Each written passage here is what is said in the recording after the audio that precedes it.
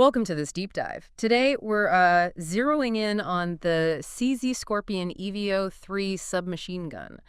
It's a firearm that's, well, it's made quite a mark, hasn't it? It really has, in a And lot of different areas. yeah, we've got a great overview here. Covers the history, the specs, different models, performance, the whole deal.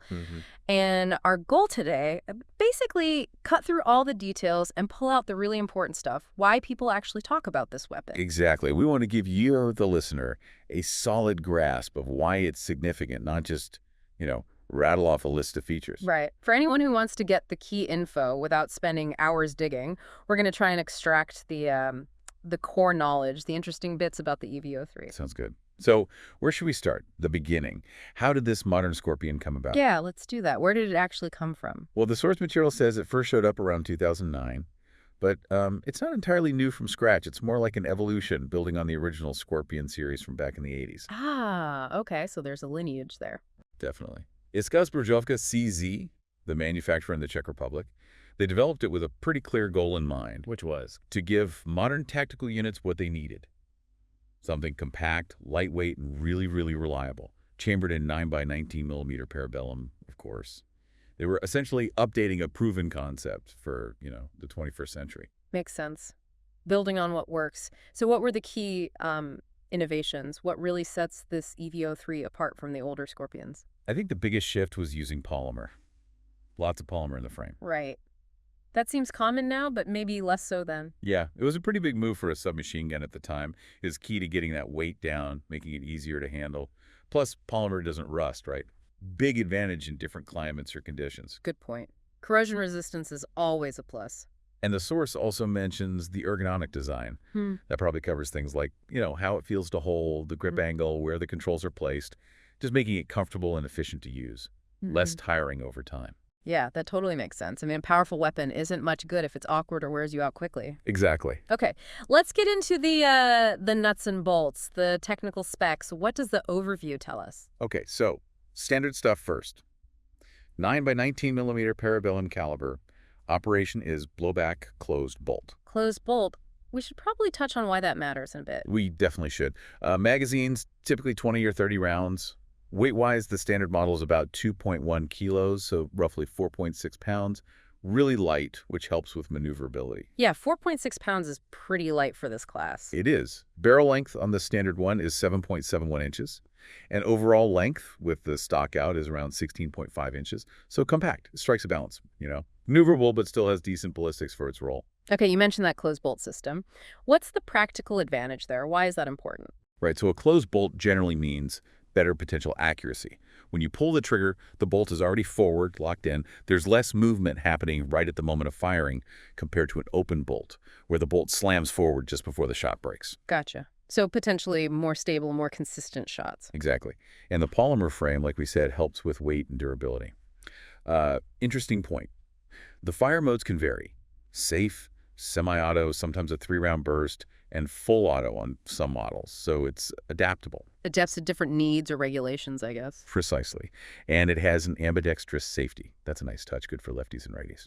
Always appreciated. Anything else on the core specs? Yeah, the stock. It's typically folding and adjustable. And Picatinny rails top and bottom. That really screams modularity, customization. Okay, so we've heard lightweight, compact, ambidextrous, modular, quite a bit. Let's dig into why those things are such a big deal in practice. Well, this is where it gets practical, right? Lightweight and compact. That means it's easier to handle, especially in tight spaces.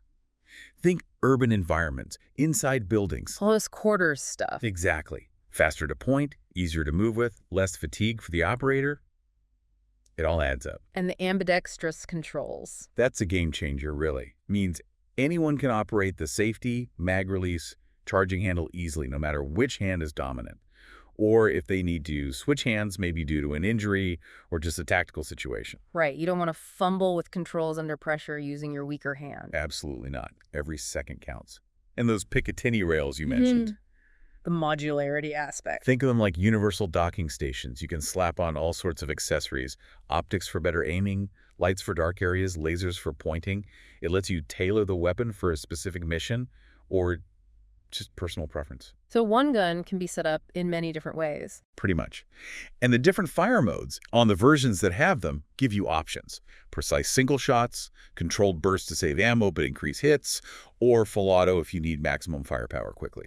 Makes sense. And reliability, that blowback system. The closed-bolt blowback system is generally considered very reliable. Right. Simple, fewer moving parts than some other systems. Consistent function is, well, it's critical, isn't it? You need it to work every time. Absolutely critical. It sounds like CZ really thought about the end user here. It seems that way, yeah. Now, the overview mentions different versions. Can you walk us through the main ones? Sure.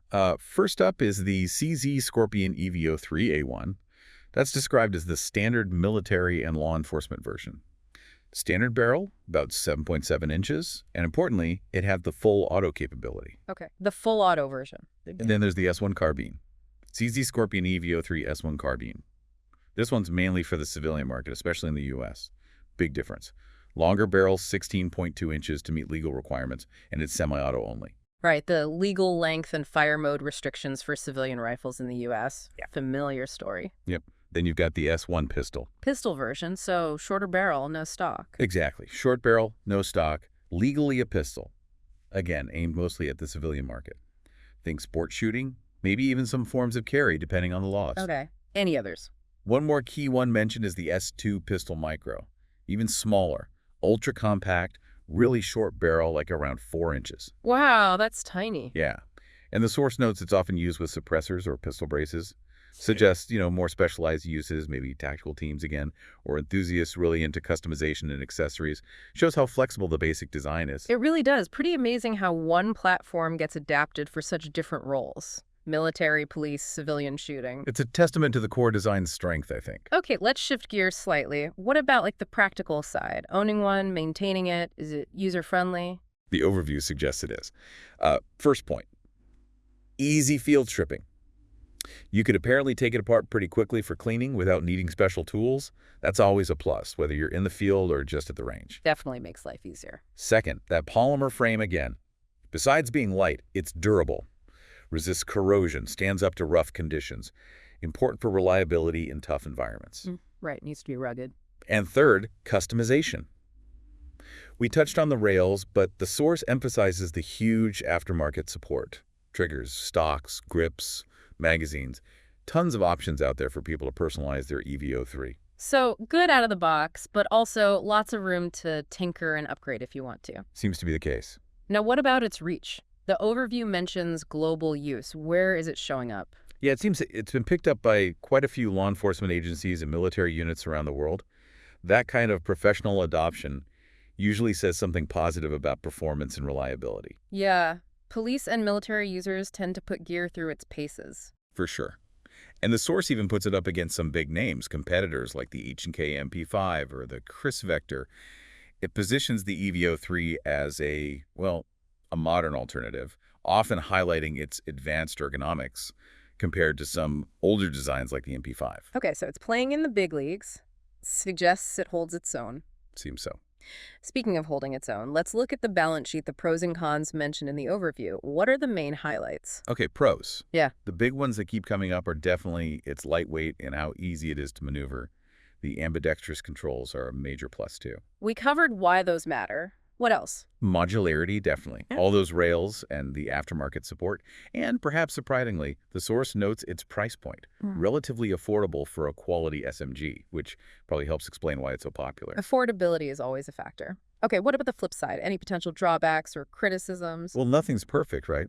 The source mentions the recoil. Because it's a simple blowback system, the recoil can feel a bit sharper, maybe snappier, compared to some gas-operated SMGs.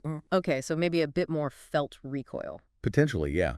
Also, the standard iron sights. They work, but some users, especially those used to red dots or other optics, might feel the need to upgrade them. Fair enough. Sights are often a personal preference thing anyway. True. And, as we discussed with the variants, the civilian models are semi-auto only. That's just a legal reality in many places, but it's technically a limitation compared to the A1 version. Right. Important distinction. Good to have that balanced view. Absolutely. Understanding the trade-offs is key. So when we put all this together, the history, the tech, the variants, pros, cons, what's the big picture on the CZ Scorpion EVO 3? I think the picture that emerges is It's clearly cemented itself as a really successful modern submachine gun. Does a great job blending good ergonomics, proven reliability, and a whole lot of versatility. And those design choices, like the polymer and the ambi controls? Yeah, those choices, plus the modularity, they've clearly hit the mark with a lot of different users. It feels like a really well-thought-out evolution in SMG design. So, boiling it down, who's it really for? Or what's it best suited for? The overview suggests it's got a really broad appeal from, tactical professionals, military, law enforcement who need something effective in close quarters, Right. all the way to civilian shooters, enthusiasts who want something modern, reliable, and customizable for sport or recreation. It seems to cover a lot of bases. So CQB, police work, maybe even competition shooting. Exactly. It's presented as a really solid choice across that spectrum in the 9mm SMG world. Seems like it found its niche by offering something modern, adaptable, and relatively accessible. Okay, so to wrap up this deep dive on the CZ Scorpion EVO3, we've looked at how it evolved, why its features matter, the different flavors it comes in, and it's pretty wide adoption. It's definitely more than just another gun. It feels like a complete system. I'd agree with that. We've seen how being compact, light, ambidextrous, and modular really comes together. It's a package that offers a lot and balances modern design with practical stuff like maintenance and customization. Which brings us to our final thought for you, the listener. Right. Thinking about the EVO3, its mix of modern features, its popularity with so many different groups worldwide, the different jobs it does, what does all that tell us about what people, both tactical users and civilian shooters, are looking for in firearms today? What are the shifting priorities? Yeah, what does its success say about evolving needs? Definitely something interesting to ponder. It is indeed. Thanks for joining us for this deep dive.